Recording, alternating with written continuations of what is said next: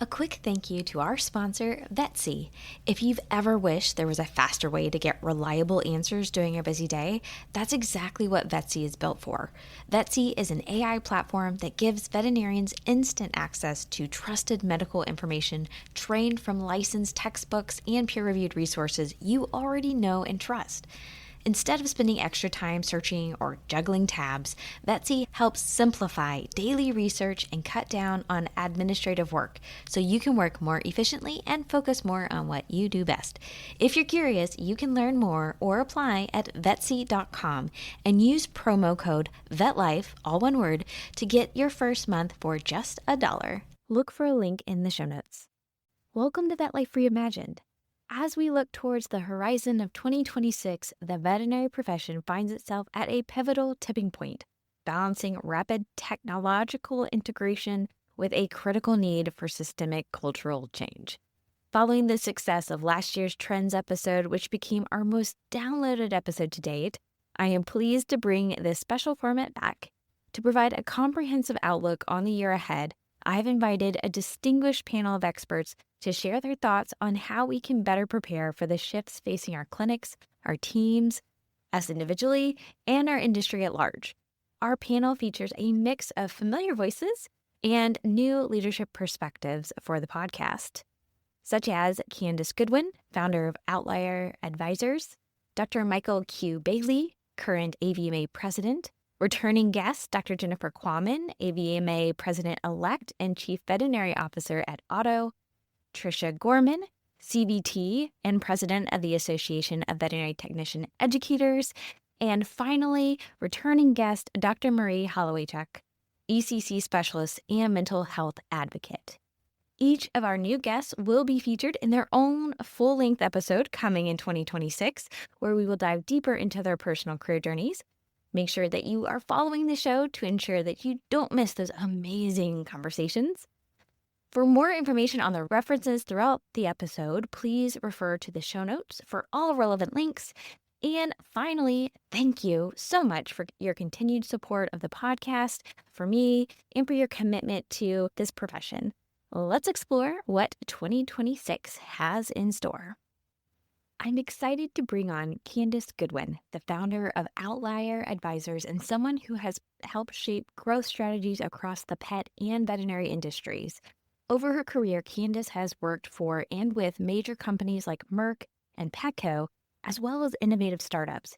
Candace's perspective is unlike most you get to hear from. Candace has a talent for spotting shifts in the market early and helping teams turn those changes into real opportunities.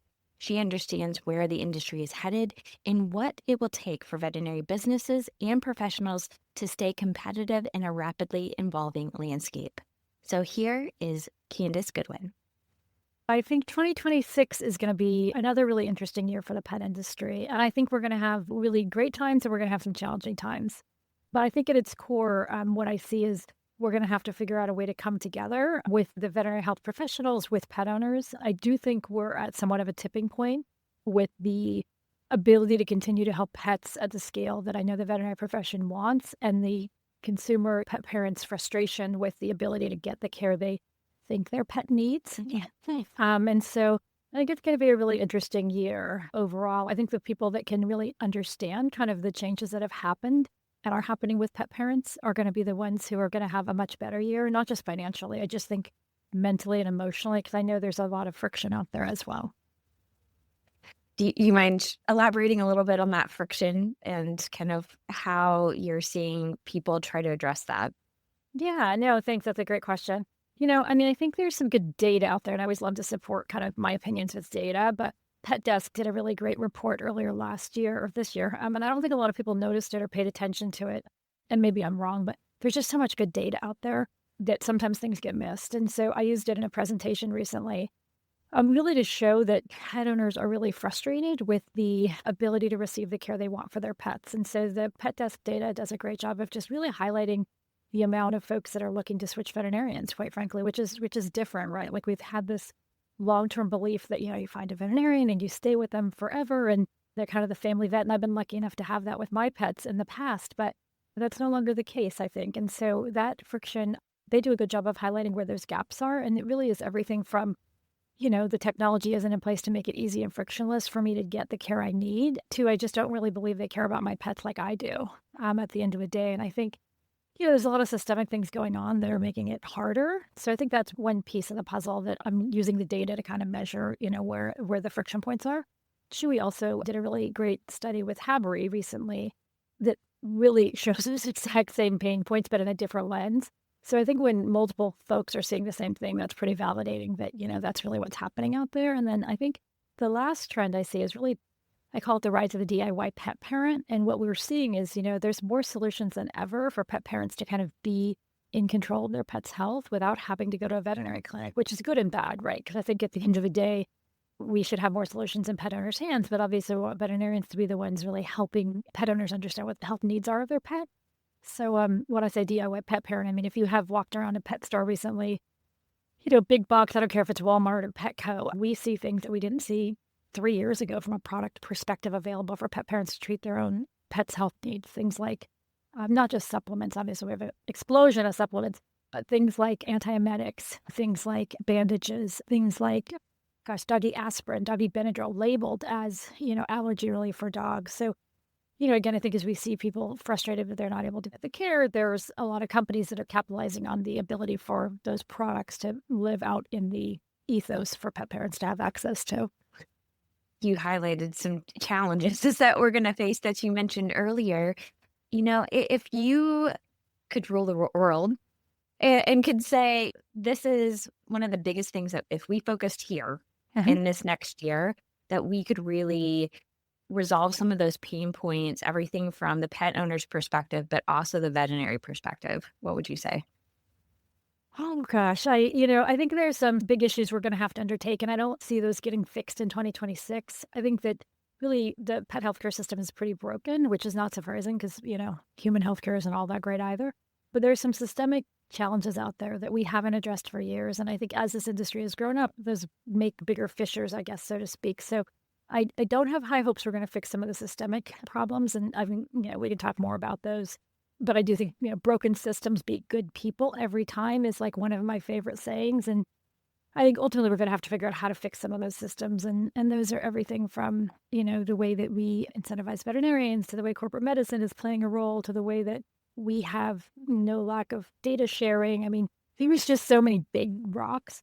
But what I am excited about and hopeful about is I just love veterinarians and I love the veterinary profession. And I've been so blessed to, fall into like this space. And I think that what I know to be true about veterinarians and anyone that works in pet health is that they're so passionate about what they do and really making a difference for that pet in front of them. What I think is going to be really important this year is that people actually just take a minute and we don't try and do all the things and we don't try and add on more.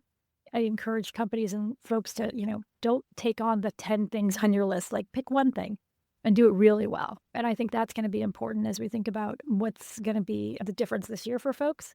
Also think that, for veterinarians specifically, I think that we've seen such a change in the veterinary profession since I've been in this industry 15 years. And I think that what hasn't changed is that veterinarians are some of the kindest, smartest, most creative people that I know. And what I hope for 2026 is that veterinarians will be able to trust themselves more and ask more questions and just slow down with pet parents and try and understand what their goals are and what they really want and need for their pet.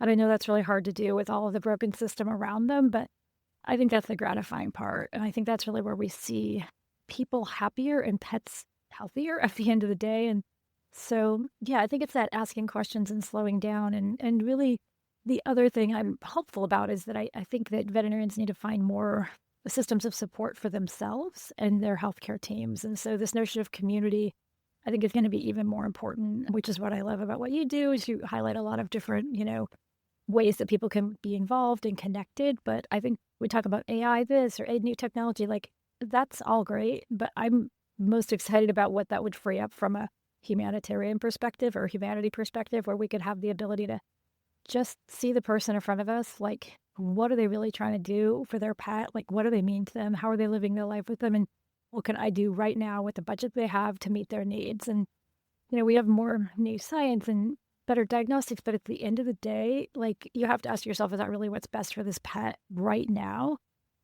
that's standing in front of me with a pet owner who has a real budget, that they're going to have to meet the needs of that pet as well. And I'll say I was lucky enough to see Quan Stewart, the street vet, speak twice in the last 12 months. And most recently, it just struck me in a different way of just you view what that pet needs right now that's in front of you and no judgment. And so I think that's really the advice I have for 2026 is let's just focus on what everyone gets up every day to do is to really take care of pets. And the way to do that is really connect with the people.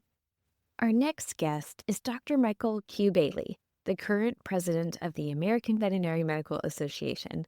Dr. Bailey is a distinguished veterinary educator, clinician, and board-certified radiologist, and notably the first radiologist and first Black AVMA president.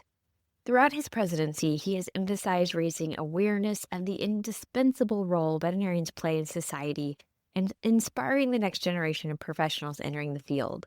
His leadership sits at the intersection of innovation, education, and advocacy, giving him a unique vantage point on the challenges and opportunities shaping veterinary medicine. Whether it's elevating the profession's visibility, supporting the workforce, or championing innovation, Dr. Bailey brings a forward-thinking, inclusive vision that resonates across the industry. So here is Dr. Bailey to reflect on the accomplishments of the past year and his vision for 2026.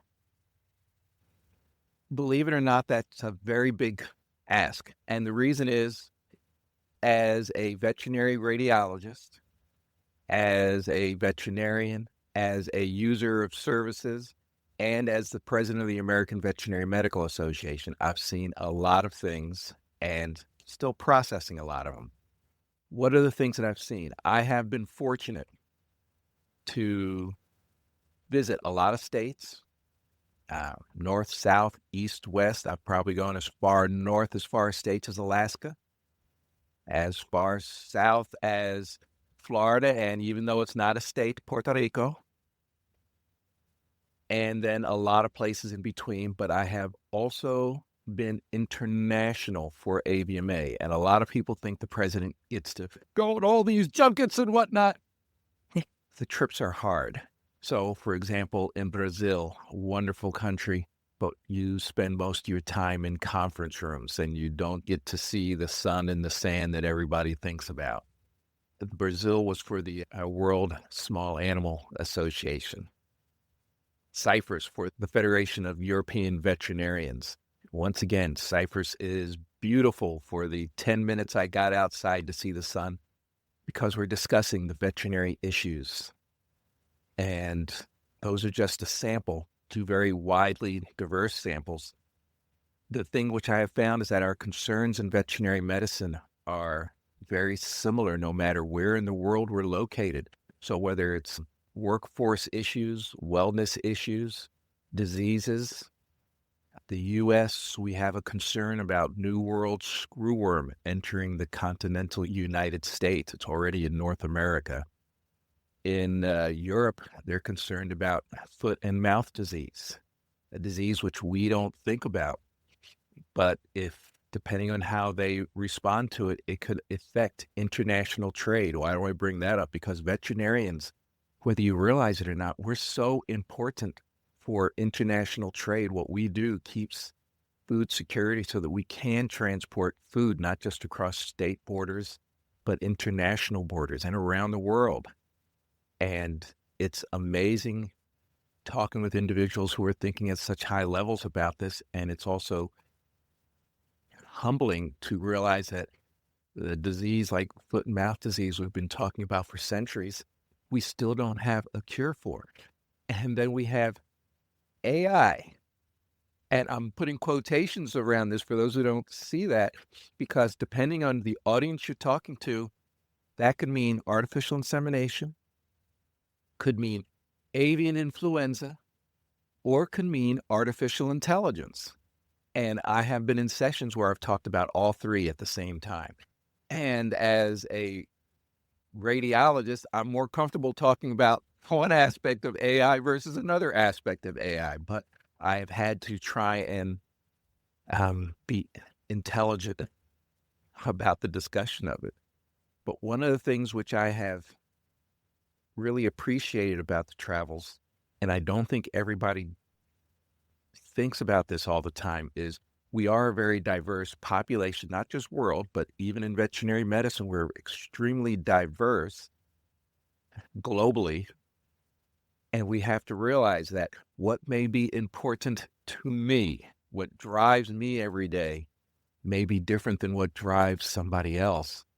And we have to be sure that we approach individuals in a way where we can drive our issues together and realize that we don't want to separate ourselves from individuals who we may have a difference in opinion. We want to be able to continue to work with them. And that's one of the things which I have tried to develop in myself. How do I make sure that I keep the door open to everybody? Because I'm not going to agree with everybody, but I want to work with everybody.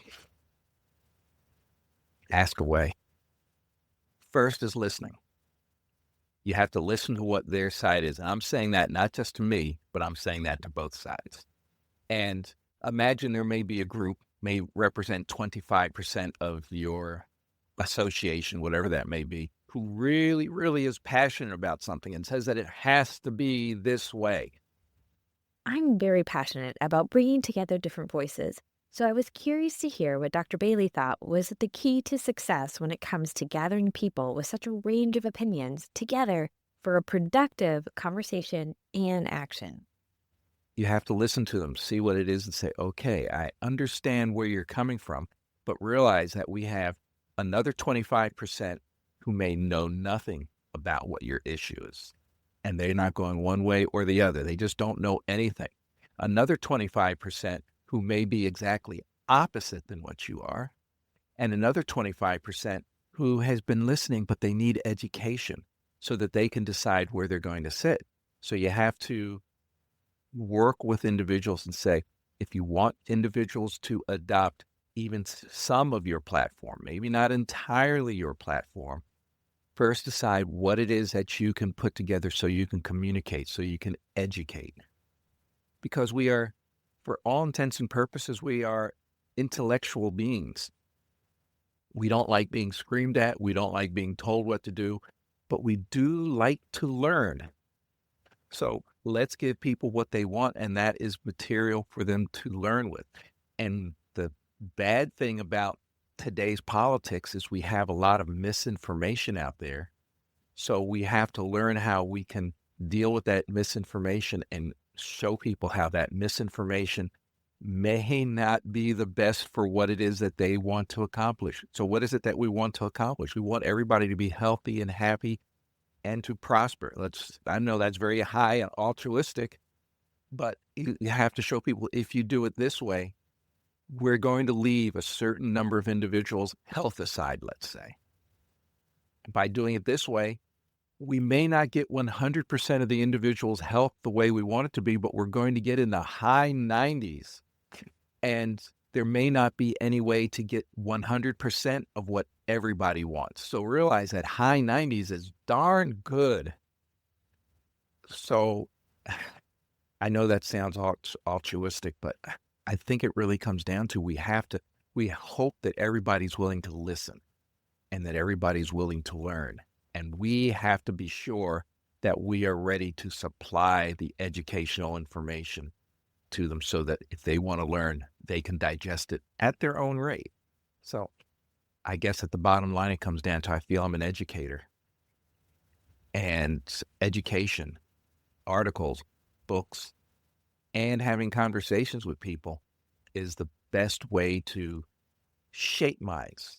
I don't even want to say change minds, because somebody may have a good, strong opinion, but you can move them. If you can move them from an extreme in one view towards the middle of one view, that may get us towards that 90+% cure rate. What it may be.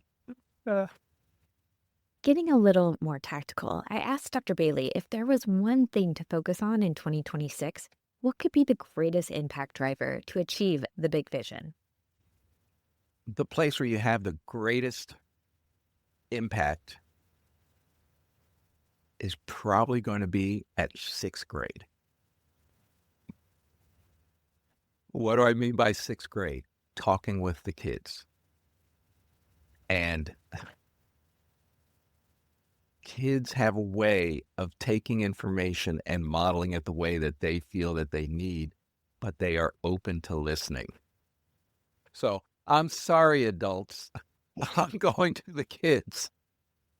And yeah, they're not ready to enter college or even into a professional program, but they're here thinking about what it is that they want to do and how they may impact. It may be their immediate community, but in the long run, as they get older and older, they'll think about broader and broader communities. But I still say, if we only had resources to focus on one thing, I would focus on the 6th grade. While this was a surprising answer for me, we are a profession where a large number of us say we decided we were interested in veterinary medicine before we were 12 years old. And Dr. Bailey seems to be acting upon his advice.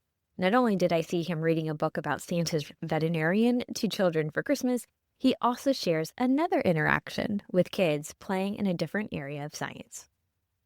That's where I think people have not made too firm a modeling of what life needs to be, and they're open to listen, and they're open to try things. I just, this past weekend, spent time on a Apache reservation at a drone competition, and oh my, middle school kids and high school kids showing me how they're piloting these drones and programming these drones.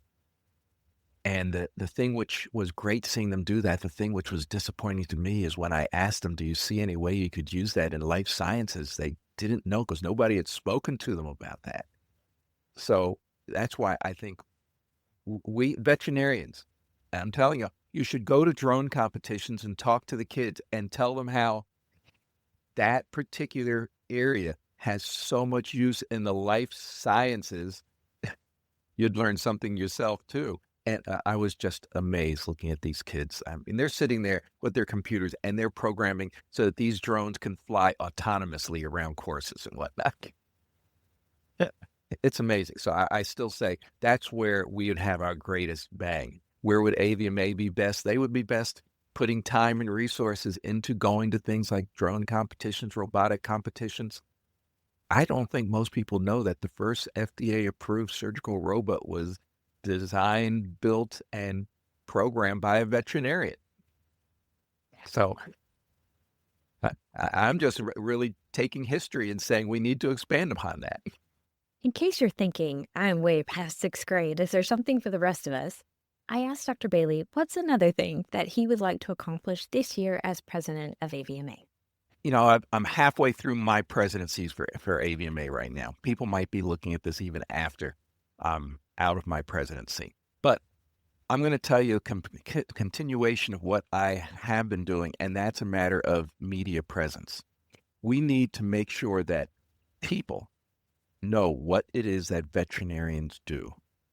Many people do not know. And I'm sorry, colleagues, some of us don't know what all of us do. What am I talking about? Well, there's a lot of people outside of our profession who don't know that there's veterinary radiologists. There's people specialize in radiology and veterinary medicine. Yes, and talk about what they do, and they realize that we do the same thing for animals that people do for them. But then it also comes down to, I many times ask a very simple question to the general public. Why do veterinarians vaccinate dogs and cats against rabies? And the answer that I get is to protect them from rabies. And I say, you're absolutely right, but that's not the primary reason. Primary reason is to protect people. So what am I talking about? I'm talking about we need to have a full court press to make sure that kids, adults, politicians, educators know what it is that veterinarians do and realize that if all the veterinarians in this world all of a sudden disappeared, the world would not be a better place, because we do so much to protect public health, directly or indirectly to human contact. But I'm putting it that way because there's a lot of things we do that directly impacts human contact. Our public health veterinarians are dealing with human diseases every day. They're looking, they're monitoring, they're trying to help design the next cure. We have veterinarians in countries around the world looking for where the human-animal interface is coming. So without going into my deep thoughts, it comes down to We need to know people. We need to continue. We need to have a full court press on letting everybody know that even though we are a relatively small profession, there's 110,000 veterinarians in AVMA. There's 130,000 veterinarians in America. We need people to know that this small profession impacts their everyday life. The reason that they have food on their table, clean water coming out of their tap, that we don't have diseases being brought into their house by their dog or their cat or even their bird, is because there's veterinarians. And then veterinarians are designing those next world things. I mean, I already mentioned artificial intelligence. Not only are we using it in our practices, but veterinarians are writing the next programs. We're designing the next application that may be used in veterinary medicine or human medicine. And we have veterinarians that have gone into space and will go into space again, because if we go to the moon or if we go to Mars, we're going to need veterinarians there to look out for the well-being of everybody that's there. And by the way, our military veterinarians, let's not forget them. Everybody thinks about the MDs and the DOs in the military who keep our folks healthy and patch them up if they get hurt. But it's the veterinarians who make sure that the military presence is strong and healthy so that they can deploy wherever they're needed. So we make sure that they're ready for us, whereas the human medical team tries and makes sure that they stay healthy or are patched up if they become injured in some way. So I'm just saying, one hand, we need both our hands. And we need all of our feet and our toes, because veterinarians are all in the mix. Dr. Bailey highlights some opportunities that don't take a lot of lift from us individually, whether it's sharing your profession at a career day at school or listening to Vet Life Reimagined to understand the diverse impact veterinary professionals make in the world. Also, make sure you are following the podcast so you can hear Dr. Bailey's career journey in an upcoming episode. Next, we have a returning guest, Dr. Jennifer Quammen, the AVMA president-elect. She'll take on the role of AVMA president this year in June, and she has a thoughtful, forward-looking approach to veterinary medicine. Dr. Quammen has worn a lot of hats over the years and is currently a practicing clinician and chief veterinary officer for the AI company Otto. With all of her multiple roles, she has a clear sense of what's coming in 2026. Dr. Quammen has a way of connecting the big picture with what it means day to day in practice. Make sure you listen to Dr. Quammen's previous episode on Vet Life Reimagined. And now on to Dr. Quammen. When I'm sort of thinking about 2026 and like where we're headed, I want to see that veterinary medicine is using tools and models and things that actually let vet med do the things that we've always wanted to do. And so I guess a little bit of what I mean by that is like there's some of this clutter of a lot of the administrative things that we're having to do every day, at least in clinical practice, right? You do surgery, you've got the surgery report, you see outpatient, you've got to get the chart done, all of those things have to happen. But how are we helping ourselves, or how are we using tools to help us get that summary done and to actually make those notes make sense for us, but also for our pet owners? I think the future in my mind is how do we see and utilize artificial intelligence technologies as our either individual or clinic-facing co-pilots to a certain degree. And so I think that's some of the big stuff that's coming. I don't think AI is going away. I think it's just no longer. I feel like 2025 was the year of the scribe, and I think 2026 is going to be the year of the pilot, if that makes sense. Ooh, can you explain pilot? I don't know if everybody might know what that means. Totally. Yeah. So I think in terms of, just like if you have an administrative assistant to help you kind of manage your schedule and all those things in the physical real world, a lot of us are having AI or artificial intelligence tools to help us kind of pilot either our schedules for work, maybe keeping track of, how do I schedule a lunch with a friend in the next 3 weeks? Help me find the time on both of our schedules that match. And so I see this pilot as a way that we can help ourselves in the way that makes sense for our practice. So help me to get my notes done. When are the best times for me in the next 5 days to schedule an appointment with one of my staff members? All those things that we can really just those little minute details of we're making a list and checking it off. How can that pilot or that, again, that sort of agent kind of help us to do those things more effectively and more efficiently without that mental burden? That's where I'm seeing it going. This impact, yes, it's going to support the clinician, but it's potentially going to have a larger impact when it comes to relationships too. I think you had some interest around the client veterinary relationship. Do you want to chat a little bit on where you think that might be going in the future, and maybe what veterinarians should, and I'm sure they're already feeling it a little bit, but where do you kind of see the profession going in that perspective? Yeah, so from my point of view, I think our relationship with our clients, at least in clinical practice, can have become a little bit transactional from both sides, from our sides and our clients' perspective. They're coming in once or twice a year. They know they need XYZ procedure or wellness things, and then they're kind of off and going.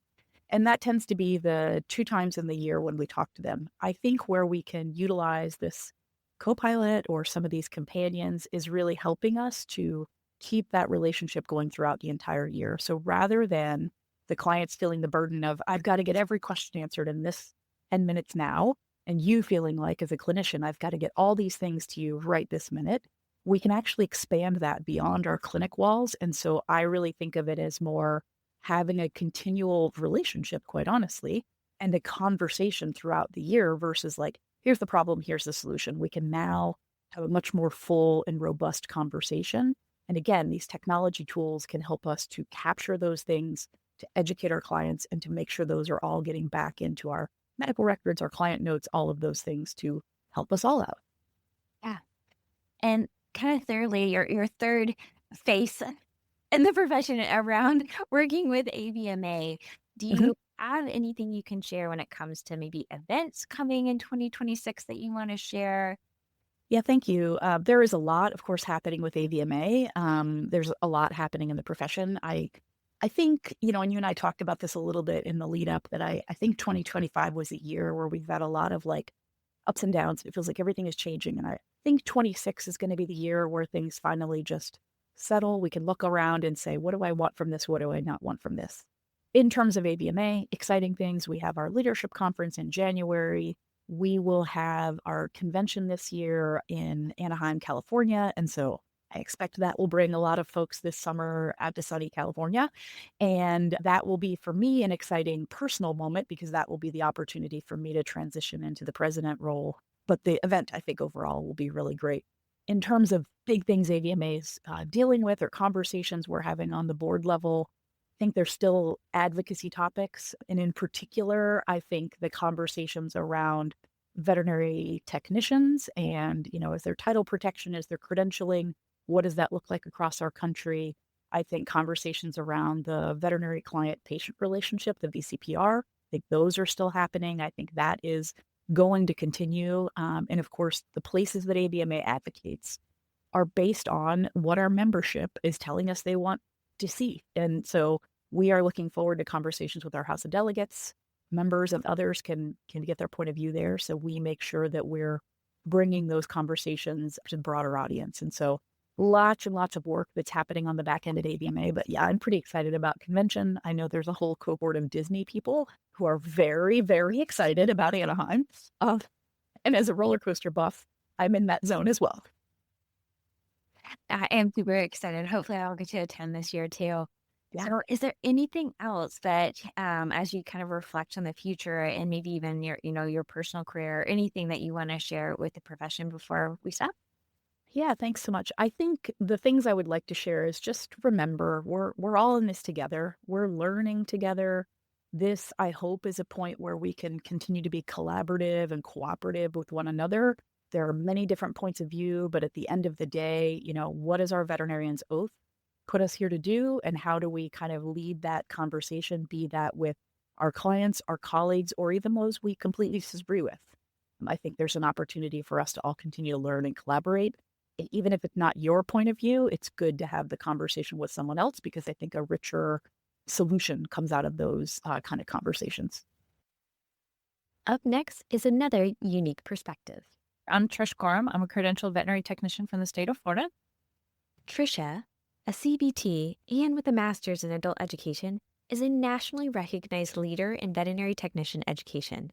Tricia has been in veterinary medicine for 30 years and currently serves as the president of the Association of Veterinary Technician Educators and has important leadership roles at the College of Veterinary Technology at St. Petersburg College.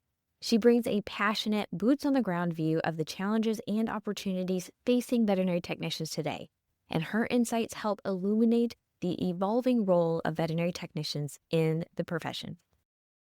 Yeah, so 2026, I look forward to the momentum that veterinary technicians have moving forward. I think in the last 5 years, we've seen a grow of respect, a grow of knowledge about what veterinary technicians can do. There's lots of different job opportunities for veterinary technicians in all different roles within vet med, and people are recognizing that. And I think the entire veterinary community is rallying around the need for veterinary technicians and the knowledge that they are the heart of the veterinary hospitals. Yeah. You are currently the president of the Association of Veterinary Technician Educators, and you are finishing up a 6-year term representing at AVMA. So you have some eyes and ears into some big major players that could be significant with changes and things coming. So from that perspective, do you see anything that these organizations are working on that you would like to mention to kind of have us all be paying attention to as we move into the new year? Yeah, so the Association of Vet Tech Educators, our whole philosophy is one community. And that one community goal is to bring everyone to the table that has a voice in veterinary medicine. The vet tech educators, we have the future of veterinary technicians, right? We have the students that are going to be out there.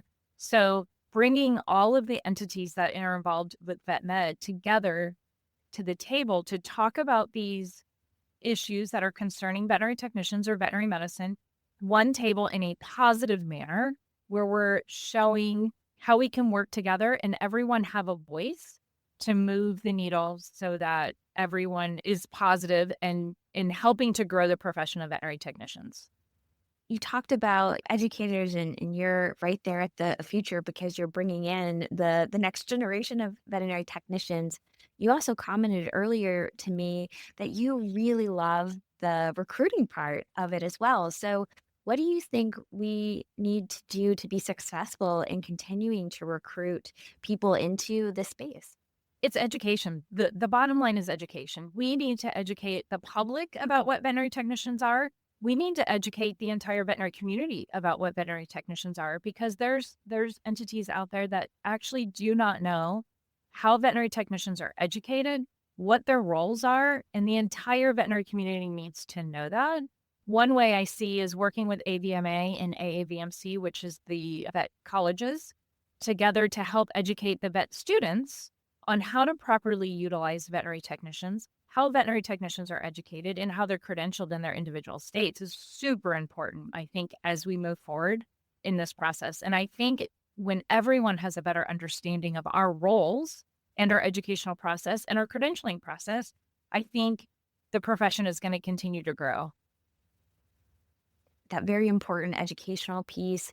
And then the big question is retention, right?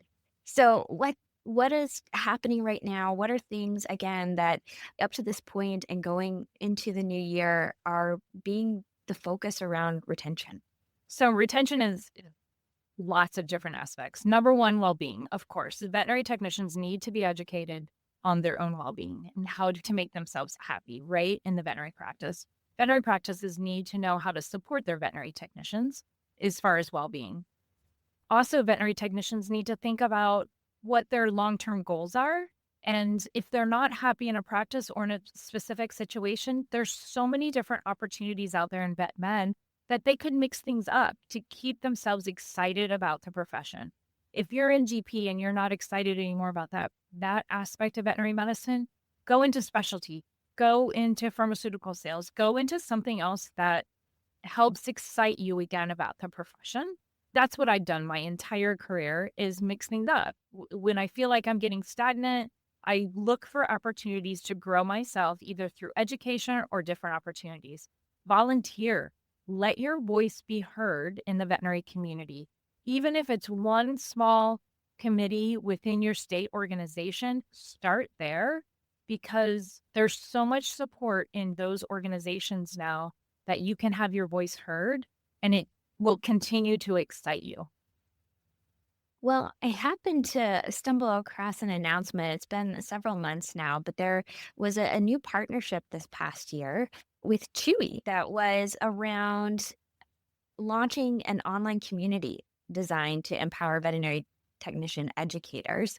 Any updates on that, or any good thing that we could send people to? Yes, we just recently launched our Resource Exchange, which is an online community for vet tech educators and our members of the ABTE.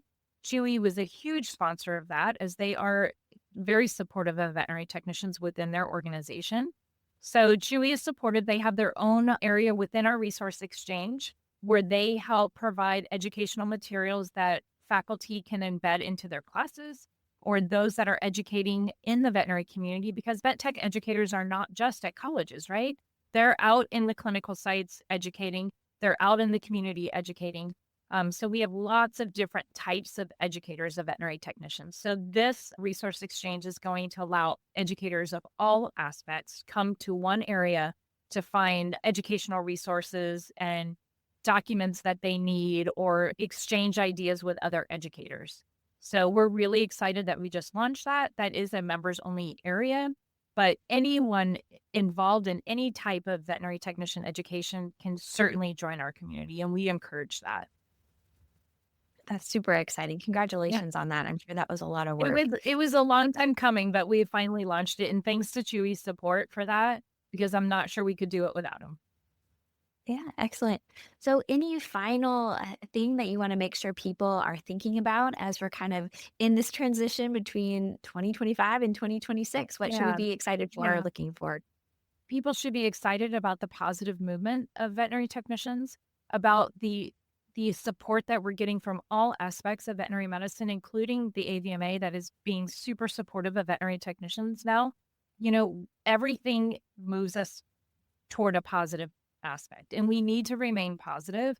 One thing I really try to focus on is that our students must see positivity from our veterinary leaders, and that's veterinarians, veterinary technicians, veterinary assistants, anyone involved in the veterinary community. We have to keep moving forward in a positive manner and talking in the positive, so that our well-being is better, our excitement about the profession stays there, and then we get that retention that we need from all aspects, and that's the veterinarians and the veterinary technicians. Our next guest is someone whose voice has shaped the conversation around veterinary well-being for years. Dr. Marie Hollowaychuk is an emergency and critical care specialist based in Canada, and she's been a steadfast advocate for creating healthier, more sustainable careers in veterinary medicine. Now, you may notice her audio dips a bit. Marie lives in a part of Canada where the internet doesn't always cooperate, but we're genuinely grateful we were able to capture her perspective for this episode. It's thoughtful, grounded, and exactly the kind of insight that feels especially meaningful as we head into a new year. Marie also recently released a new book, A Compassionate Calling: What It Really Means to Be a Veterinarian, which explores the emotional realities of the profession with honesty and heart. You'll find a link to the book, along with the references from today's conversation and Marie's previous episode on the show, all in the show notes. So now on to Marie. I think we are at a point in vet medicine where, when it comes to the mental health and well-being of ourselves, our team members, our workplaces, that we've had some big struggles over the last several years. And those struggles have included ranging from compassion fatigue and moral stress to burnout and people leaving the profession, or people shifting clinical practice, or certainly at a full-time clinical practice. And so I think if you ask people what their biggest struggles are right now, they would tell you that, yes, it is burnout, and it is also short staffing, right? There's a lot of deficiencies, especially in rural practices and in academia and specialty and in some of these unique positions that are out there. And so I think there's been a lot of time in retrospect to look over the last couple of years in terms of what are the challenges and what do we need moving forward. And there's some debate as to whether or not we need more veterinary professionals. I think groups like the American Vet Med Association would say that we just need to take better care of the professionals we have to prevent attrition. And we need to utilize and elevate some of our team members, like our technicians and nurses, into doing more for our practices. And so there's a lot of things that are coming down the pipe. I think, one of the biggest things is that have many new veterinary schools that are set to open in 2026. We will have, whether we need it or not, we will have more veterinarians and hopefully some technicians and nurses entering the workforce. There has also been, I think, the biggest move towards opening up conversations about mental health and burnout prevention than ever before. And I'm glad to see that those conversations are targeting not just individuals in terms of individual self-care practices and burnout prevention strategies and boundary setting and things like that, but that also there has been a shift towards looking specifically at systemic changes. What can we do from an organizational perspective to better the mental health and well-being of our teams and our workplaces? And so a lot of that research out of the Merck Animal Health Wellbeing Studies, really looking at the importance of healthy workplaces from communication perspectives, workload perspectives in terms of making sure there's sufficient time to do the work well, and creating cultures of belonging. And so with that, it was about a whole bunch of other topics, of course, that I think we're hopefully going to see talked about more, embraced more as we move into 2026. And of course, one of those is DEI, or diversity, equity, and inclusion, which I know has been a phase that has prompted a bit of backlash. And I feel quite strongly about this. And certainly the research, whether people or not, demonstrates that we need more diversity in our profession. We are serving a very diverse clientele, including farmers and people working with livestock to companion animal owners. And we need to better reach our clients and our customers that are coming into our practices and organizations. And we can't do that if we continue to be a predominantly white female population. And so more conversations around diversity, more organizations and profits looking at ways to cultivate the development of individuals from as early as grade school to be choosing science careers and then moving into careers in veterinary medicine. And we have a long ways to go in that regard. And equity, of course, falls into that as well. We definitely have more women than ever before in our profession, but we still pay gap when it comes to men and women in our profession. And so we want to make sure to honor that, as well as equity among folks that don't identify as either men nor women. And so again, really wanting to hold space for all communities. And that includes our neurodiverse individuals, which we're talking about more than ever before, and our individuals that are living with disabilities, including invisible disabilities like mental health challenges. So, I could go on, but all of these things, of course, have an inclusive work environment in vet medicine, meaning that we ensure that everyone has the opportunity to participate in veterinary medicine in whatever way are capable. All of these things, again, are also going to result in ultimately that culture of belonging. So really wanting to keep the conversation going. And I think we will keep the conversation going in that regard. I think that there's also a lot of veterinary schools who've been well established that are looking at significant curricular revisions next year and have started the process already in 2025. A lot of the information coming out when we look back on how we are graduating veterinarians and how well able they are to integrate into their careers, we're seeing deficiencies when it comes to communication skills in certain aspects, certainly when it comes to business management, leadership, and emotional intelligence. And so there are, schools that are looking to embrace that and include those things into their curriculum and ideally into their core curriculum, not just as electives. Thankfully, there are many schools as well that are just, finding ways to introduce these conversations about self-care and professional well-being throughout the curriculum. And especially in fourth year, I think when students get into clinics and it becomes closer to real life. And one thing to tell a first year, you might be prone to burnout and, you need to set boundaries. But when you get onto clinics and you start to live those experiences and you get closer to choosing jobs, then those conversations become much more important. So I think that's definitely, those are things that individuals will be looking at bringing in to their school curriculums as well as they revise it. It's so challenging. Like, there's just so much information out there from a medical perspective and surgical perspective. And then we have to remember, can arm individuals with all of the medical and surgical knowledge in the world, but if they can't thrive personally and professionally, they're not going to stay in the career of vet medicine for long term anyways. So, along those same lines, I'm also grateful that med schools are also investing more and in fact, even naming courses that are around professional identity, establishing healthy professional identities, and that being the core frame for their well-being programming. How do we graduate veterinarians who can have these really challenge-focused identities rather than diagnosis, find it, fix it focused mentalities, so that they can really thrive and, stay in this professional term, because it's a hard one. We all know that, but we need to find ways to be able to persist and persevere. I think the last thing that I would say that is going to continue to influence those working certainly in clinical practice on a regular basis is technology.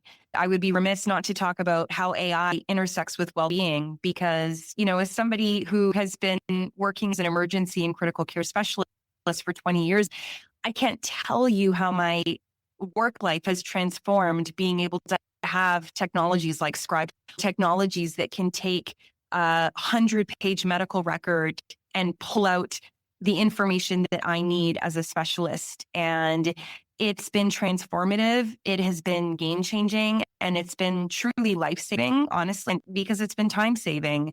I know that there is more technologies that are coming out there down the pipe to make things even easier. So thanks to all the companies that are working hard at that. And I think those are the biggest things. Just as a mental health advocate, I'll just leave with a sentiment of more conversations around mental health. I think we're talking about it more than ever.